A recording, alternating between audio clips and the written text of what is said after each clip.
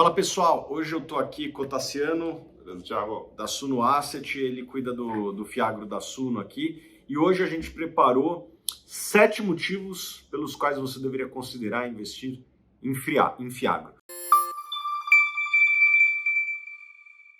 Ô Tassiano, antes de tudo, o que é um Fiagro?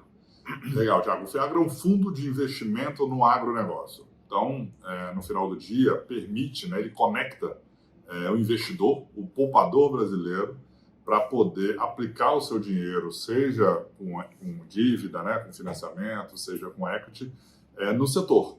E o que é o setor? O setor é praticamente tudo, é do início ao final da cadeia. Então, pode financiar desde máquina, compra de máquina, produção de herbicida, adubo, até a cadeia final, por exemplo, até o capital de giro da Burger King quando compra um hambúrguer de um frigorífico. Que inclusive já aconteceu isso. Já aconteceu, o famoso CRA do Burger King, ele foi famoso isso. Então, pode financiar qualquer área do setor a partir do dinheiro do poupador brasileiro.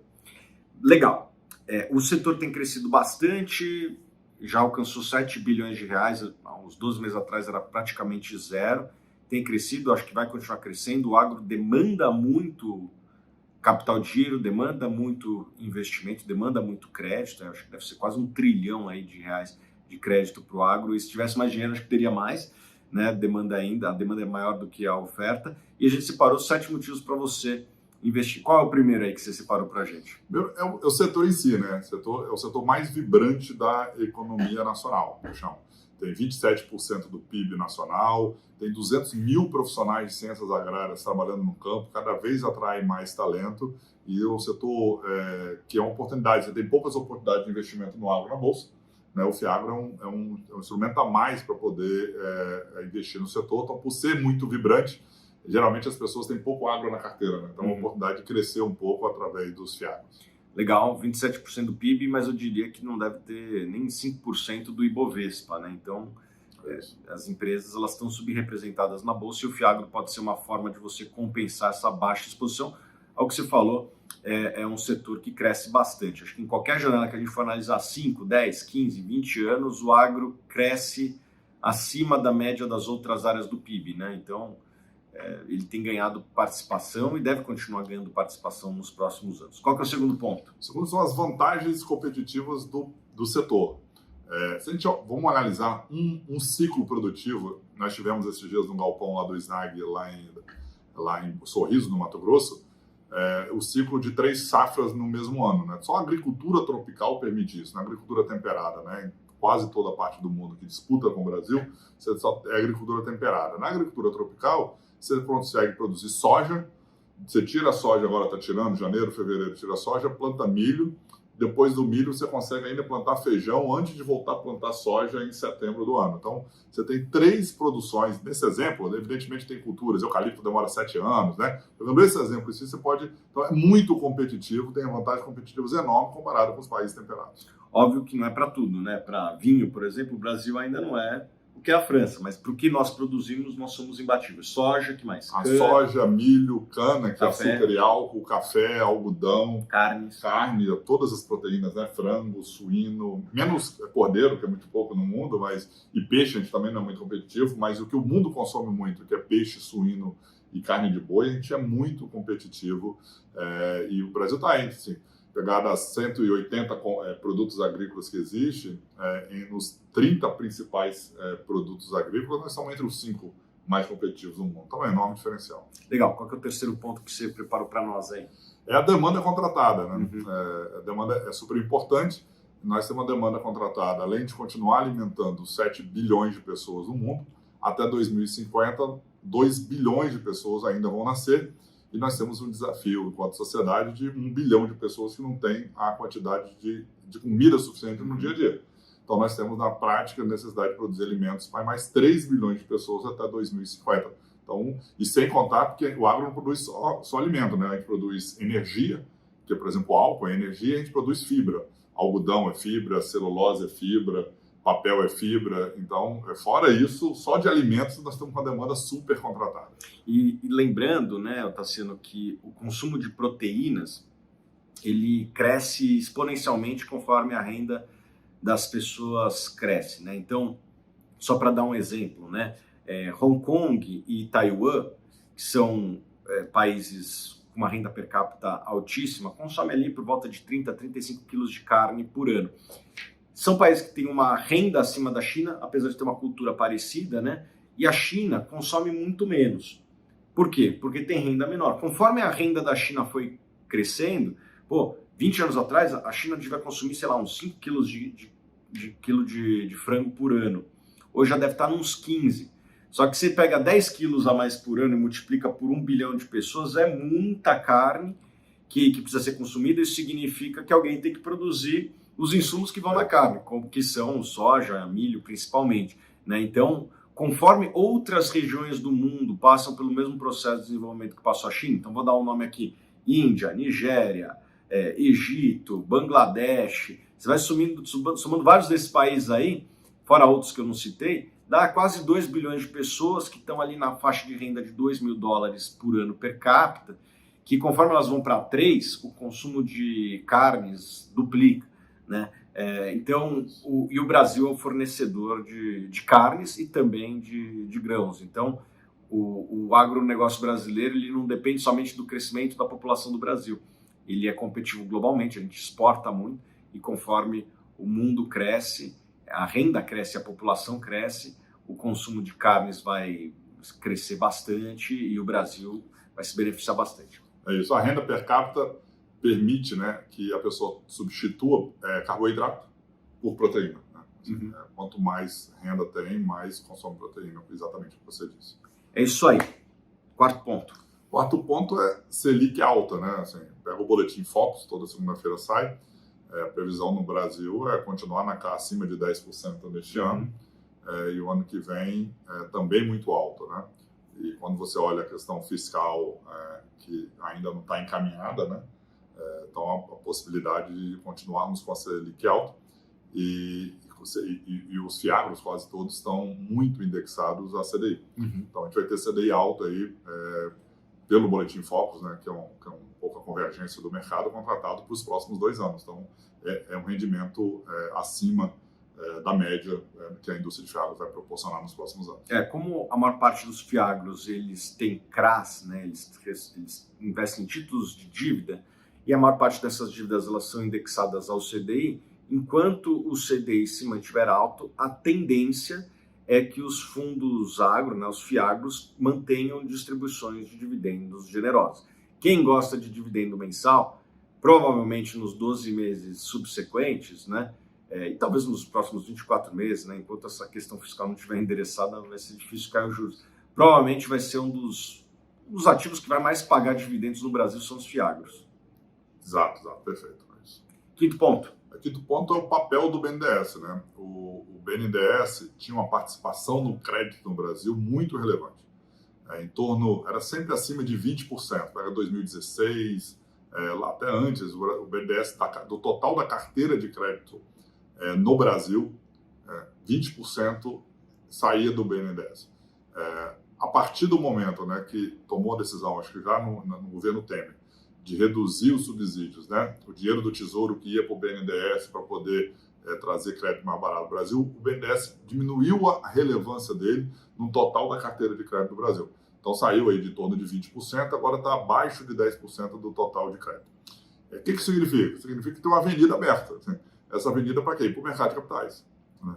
O mercado bancário, o mercado de crédito não consegue acelerar demais porque tem limite nos balanços. E onde tem uma avenida super aberta ao mercado de capitais. Então, o mercado de capitais está ocupando o papel de financiamento de longo prazo das empresas brasileiras. O mercado de crédito bancário, no financiamento mais de curto prazo, e quem está financiando o longo prazo das empresas brasileiras é o mercado de capitais. Cada um de nós aqui, cada cidadão brasileiro que poupa financiando o longo prazo, como nos países mais desenvolvidos do mundo. Então, é uma enorme avenida que o BNDES está deixando para o poupador brasileiro. Isso aconteceu no mercado imobiliário também, né? Os fundos imobiliários 10 anos atrás não tinha nem 5% do número de investidores que tem hoje em fundos imobiliários. E esse crescimento fez com que fosse um novo canal de financiamento para o mercado imobiliários. Só para te dar um número, né? Em 2021, das 10 maiores transações imobiliárias no Brasil, 9 foram fundos imobiliários sendo compradores. 10 anos atrás, acho que não era nada, era zero, né? Das 10 maiores transações do Brasil. Então, quando o mercado de capitais ele entra com dinheiro de verdade, financiando projetos de verdade, né? No mercado de imobiliário ficou evidente com esses números que eu falei. Ainda é muito cedo, porque é uma indústria muito pequena, né? A indústria de Fiagro é 7 bilhões, a de fundos imobiliários deve ser por volta de uns 180 bilhões, é muito maior, mas esse crescimento ele vai provavelmente continuar ao longo dos próximos anos em Fiagro, e em algum momento provavelmente a gente vai ver as maiores transações do Brasil sendo financiadas por Fiagro no segmento agro. Você acha que isso vai acontecer? Eu acho que vai. É só olhar assim, as poucas empresas, né, do Brasil que foram para o mercado de capitais se financiar, viraram as maiores empresas do mundo. Assim. Você pega as empresas de proteína animal, Marfrig, Minerva, JBS, BRF, as maiores empresas do mundo. Pega no setor de papel e celulose no Brasil, Suzano, Klabin, Suzano é a maior produtora de celulose do mundo. Assim. Então, quem se financiou via mercado de capitais, as poucas que já entraram já tem isso, já prova disso. Acho que tem esse desafio agora de chegar nas cooperativas, de chegar nos produtores, de chegar nas menores empresas, né? E eu tenho certeza que vai ser um belo caminho. Sexto ponto. Sexto é essa questão fiscal do Brasil, né?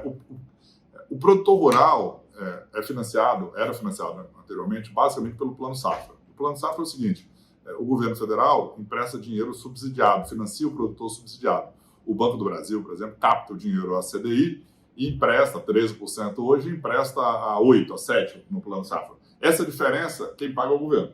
Então, todo ano passado, por exemplo, o governo pegou 13 bilhões de reais no orçamento e colocou para equalizar o pagamento de juros. Então, fazer o Plano Safra. O problema é que o Plano Safra hoje só é 1/3 do financiamento do produtor rural.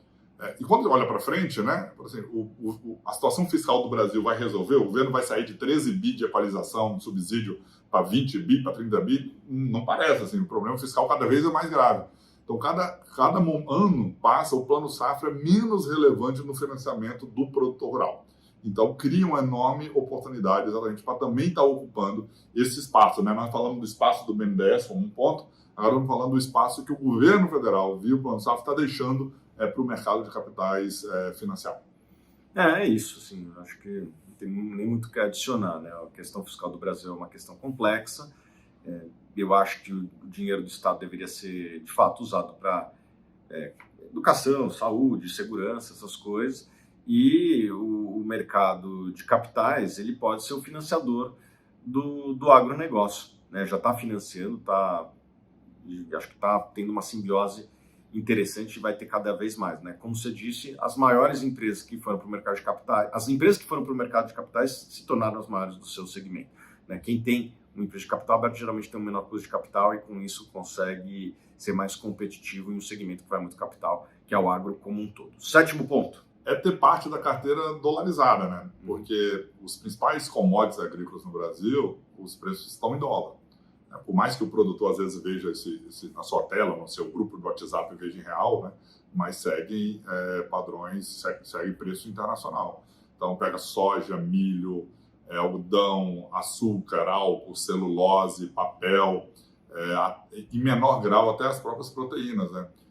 Porque quando a China lá vai comprar carne de boi, ela tem preço em dólar, mas não tem uma bolsa ainda no mundo que orquestre isso, mas ela converte em dólar todos os seus fornecedores, né? Então, lá, Estados Unidos fornece, a Austrália fornece, então quando está saindo do Brasil, mais frete para chegar lá. Então, essa possibilidade de fazer a exposição da sua carteira em dólar, eu acho, meio que seja indiretamente, né? É um enorme diferencial para investir em Fiagro nesse ano de 2023. Beleza, a gente elencou os 7 pontos aqui. Eu acho que a gente precisa adicionar uma coisa, né? Um erro que eu vejo os investidores cometendo na hora de investir em Fiagro, e fundo imobiliário, e mesmo ações também, é comprar o fundo de maior yield. Renda é uma coisa que interessa a todos. Todo mundo, tudo mais constante, prefere ganhar mais dividendo do que menos dividendo. O problema é que não é tudo mais constante. Geralmente, para você ganhar mais, você tem que correr mais risco. E eu vejo muitas pessoas comprando fundos Fiagro, só olhando o yield e saindo comprando o fundo que paga mais. Daí você vai ver a carteira lá, pô, o cara financia uma empresa que está com problemas financeiros e teve que demitir 500 pessoas. Tem que tomar um cuidado. O consumidor, o investidor, ele precisa olhar a carteira do que ele está investindo. Não compre só pelo base do yield. Você vai fazer besteira. Uma hora vai ter um problema de crédito, né? O agro teve 3 anos muito bons, mas o Ottaciano trabalhou há muito tempo e tal no agro, né? Continua trabalhando conosco, foi secretário da Agricultura. É raro ter 3 anos seguidos sem problema no agro. Ah, não tem. E as mudanças, você tem conjuntura internacional, você tem mudanças que são climáticas que impactam o setor. Sanitária, que é muito relevante. Então, tem vento de... Os ventos estão nas costas, né? Há 3 anos, mas vem vento de proa. E no que vem inadimplência e você fica sem receber ali. Então, e quem tem dúvida, entra no Google aí e fala assim, renegociação de dívida de produtor rural. Assim, vai ver como que ao longo da história esse assunto é relevante. E por que fala de renegociação de dívida? Quando vem o vento de frente. Né? Quando você está vendendo soja a 170, aí por um motivo ou outro soja cai para R$90, para R$100, dá uma porrada no setor. Então, vale a pena olhar para o Fiagro e olhar quem está lá dentro, né? Não só soja. Eu me lembro, meu pai trabalhando na Sadia, teve a gripe aviária, o consumo de carne de frango no mundo desabou, né? O pessoal tinha que dar frango porque não tinha capacidade de estocagem. Você não pode jogar no rio, né? Você não pode enterrar, tem questão ambiental aí, você tinha que dar para a turma consumir. Então, muita gente quebrou naquela época. Olha o que está acontecendo com a China, né? Por que o preço de carne explodiu nos últimos anos? Por causa da peste suína. Então, teve que matar, dizimar o rebanho suíno praticamente da China. E a produção de suíno na China é quase que artesanal. Na roça, estava falando de chiqueiro, de coisa no fundo de casa. Depois desse problema, agora a China está fazendo pocilgas de 15 andares, de 17 andares. Virou uma indústria, virou de fato empresarial. Quer dizer, isso foi favorável ao Brasil, mas isso pode acontecer exatamente o contrário. O problema sanitário pode ser aqui. E o problema sanitário lá parece estar resolvendo um problema, talvez impacte aqui. Então, olhe para a carteira, assim, não fica... olhar só para o yield pode ser bonito no início, mas no final pode dar problema. A conta uma hora vem. E falar assim, um minutinho do Snag, que faz o Snag 11. Legal, o Snag é o fundo hoje já com 300 milhões de reais de patrimônio líquido da Suno. Está entre os 5 fundos de maior liquidez no mercado. Os 2 principais dias de evento de liquidez da história da indústria foi feito pelo Fiagro em 2 momentos, então tem sido um enorme sucesso. E ele financia produtores rurais hoje, clientes da quase toda a carteira, né, produtores rurais em algumas regiões do Brasil, da Boa Safra. Então tem um pedaço em imóveis arrendado para a Boa Safra e um pedaço relevante financiando esses produtores rurais, através da CPR. A CPR são lastro para o CRA que a Boa Safra emitiu. Então tem essa ideia de continuar crescendo e sempre olhando para o devedor. Então não vai ser o high yield, não, sempre um high grade, assim, com empresas boas, empresas sólidas, que acho que é isso. A gente quer ganhar a corrida ao longo da história, né? Ganhar na largada ganha, mas na primeira curva derrapa, né? A gente quer ficar ao longo da história e tem crescido bem, a gente está muito animado aí para esse ano 2023, por esse conjunto de motivos que a gente falou do Fiagro, e eles são exatamente iguais para o Snag 11.